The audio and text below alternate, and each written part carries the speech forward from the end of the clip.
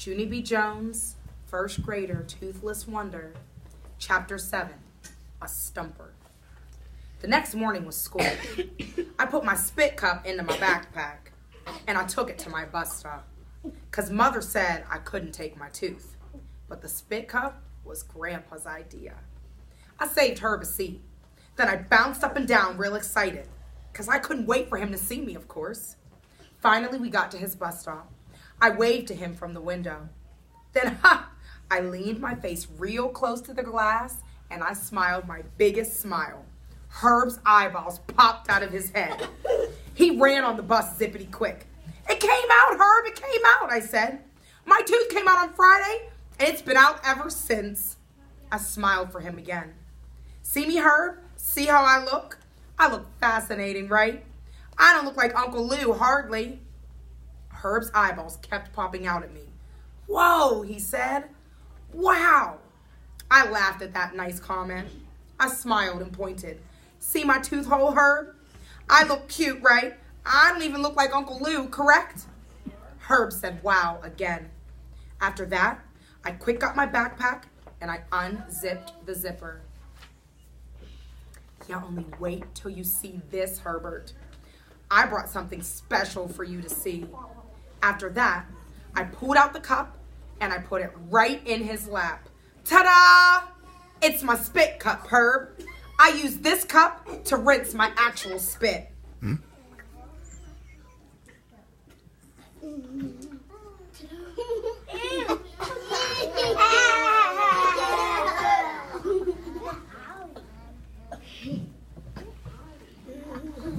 I showed him the edges. See the pink color right here? That pink is from the bleeding. Herbert's face did not look delighted. "Oh, thank you," he said. "Please get it off of me now." I got it off. "But I thought you would like this," I said, very disappointed. Herb patted me. "Live and learn," he said. Pretty soon, his face got normal again. "So how much money did you get from the tooth fairy, Junie B?" he asked. "Did you get a lot of cash?" My stomach did a flip-flop at that question, because I didn't want to discuss that matter, of course. I squirmed in my seat, kind of worried. Then I looked out the window, and I didn't talk. Herb tapped on me. "What's wrong, Junie B?" he said. "How come you're not answering me? The fairy did come, right? She didn't forget you, did she?" I looked all around. Then I scooted to him very close, and I quieted my voice to a whisper. "Yeah, only I can't even discuss that matter, Herbert, because I know stuff about that fairy." "Stuff? What kind of stuff?" he asked. I whispered even softer. "Sorry," I said, "but I have to keep it a secret, and so please don't ask me any more questions, and I mean it." After that, I pretended to lock my lips, and I threw away the key. I saw that on TV once. Herb looked annoyed at me. I unlocked my lips again. "Don't be mad at me, Herb," I said. "I can't help what I know. And anyway, all you have to do is think about it, because the fairy doesn't make sense." Herb scratched his head. "What do you mean she doesn't make sense? Why doesn't she?" I crossed my arms. "Because what does the fairy do with the teeth, Herbert? Did you ever ask yourself that problem? Why would a fairy pay money for teeth when she doesn't even use them? It sounds kind of fishy, don't you think?" Herb just stared at me. "Well," I said, "do you know the answer, Herb? A fairy wouldn't just throw the teeth in the garbage, would she? Because that doesn't even add up. Only nobody knows what she does with them, apparently. Not even you, I bet." Herb wrinkled his eyebrows. "I never thought about it," he said. He tapped on his chin. "What does the fairy do with the teeth?" That's a stumper, all right. After that, he slid way down in his seat, and he thought and thought some more. I thought some more, too. We rode to school real quiet. Chapter 8. Smiling. When we finally got to school, I started feeling shaky inside, because I didn't want to get laughed at, remember? Plus, I was still concerned about the fruit throwing. I closed my mouth real tight, and I walked back to my desk. Lenny smiled and waved at me. I waved back. Then, very slow, I did a shy smile. That's when Lenny jumped up from his desk, and he did a loud, whoop! Cool, he said. You look cool, Junie B. Jose heard Lenny and came to see. Then he grinned and grinned at my brand new smile, and he gave me a happy high five. And that is not even the best part. Because Mr. Scary saw what was going on, and he came all the way to my desk to see my tooth, and he gave me a smiley face sticker. After that, he clapped his hands together, and he made an announcement to room 1. He told them I lost my tooth, and he asked me to stand up and show them my new smile. I swallowed, very nervous. Then I stood up kind of jittery, and I opened my lips a teensy bit so the children could see my tooth hole. And what do you know? Room 1 was happy for me. All of them smiled real nice. Except not May, of course. May just rolled her eyeballs.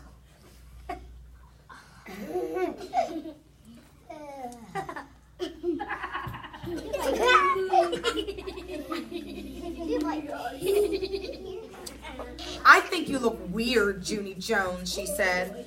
I think your smile looks silly. I sat down. No, May, this is a silly smile. I put my fingers in the sides of my mouth and I stretched my smile across my face and I wiggled my tongue at her very fast.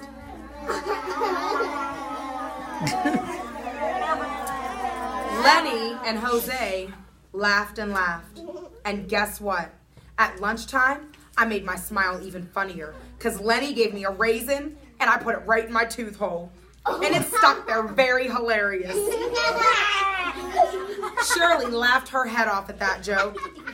I'm beginning to enjoy that girl. So, how much did the tooth fairy leave you, she asked. Did you get a bundle? Yeah, said Lenny. I was wondering that too. I started to feel squirmy again. I looked at Herb kind of worried. He tried to explain the matter to them.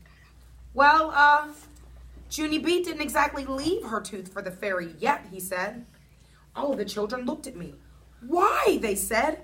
Why didn't you leave it, Junie B? I squirmed some more. Then finally, I took a breath. I've got issues with the tooth fairy, I said. That's why. Issues, said Lenny. Like what kind of issues? I swallowed real hard. Issues like, well, you know, like, what does she do with the teeth, for instance, I said. And for a minute, nobody said anything. Then, May made the cuckoo sign at me. What does the fairy do with the teeth, she said. What kind of dumb issue is that? I flashed my angry eyes at that girl. Well, if it's so dumb, then you must know the answer, right, May? And so what does the fairy do with the teeth, huh? She doesn't pay money just to throw them away, does she? After that, I waited and waited for her to answer. The other children waited too. But May didn't say anything. Well, I said. Well, said Shirley. Well, said Jose. Finally, May's face turned red, and she went to get a drink of water. After that, the whole lunch table started talking about the fairy, only no one knew what she did with the teeth. We wondered and wondered. And then all of a sudden, Lucille stood up, and she fluffed her fluffy dress. Well, guess what?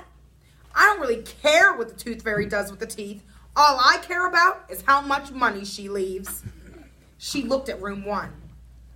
You're nothing without money, people. Remember that, she said. I tapped my fingers on the table, kind of annoyed. Yeah, only that doesn't even answer my question, Lucille, because I still don't know what she does with the teeth. Lucille put her hands on her hips. Well, maybe she just collects them, she said. Did you ever think of that, huh? Collecting stuff is a hobby, you know. My Richie Nana collects tons of junk, and she pays good money for it, too. I tapped my fingers some more. Then I put my chin in my hands, and I thought about Lucille's Nana. Finally, I started to smile a little bit, because maybe Lucille's idea might make more sense, possibly. Pretty soon, Herb smiled a little bit too. A tooth collection, huh? He said. Maybe that's the answer, Junie B. Yeah, that just might be it. The fairy might collect teeth as a hobby or something. Sure, said Lenny. There's nothing wrong with collecting stuff. Like, I collect baseball cards, but I don't really do anything with them. See, I collect Matchbox cars, said Jose. What's wrong with that? And just then, Sheldon springed up from the table. Yes, and I collect vacuum cleaner bags, and the doctor says that's perfectly normal. After that, Sheldon laughed, and he pretended to vacuum his pants. All of us moved away from him. Then the bell rang, and everyone went outside for recess. That afternoon, I wrote in my journal. Dear first grade journal, me and Herb talked some more on the playground. We decided that the tooth fairy has a tooth collection, probably, and that is not even weird, possibly. Also, I promised Herb I would put my tooth under my pillow tonight. I hope we are right about this woman. From Junie B, first grader. P.S. I wish me all the best. Chapter 9 is called Miracles. But you have to wait tomorrow. But you have to wait until tomorrow to find out what happens. Tomorrow.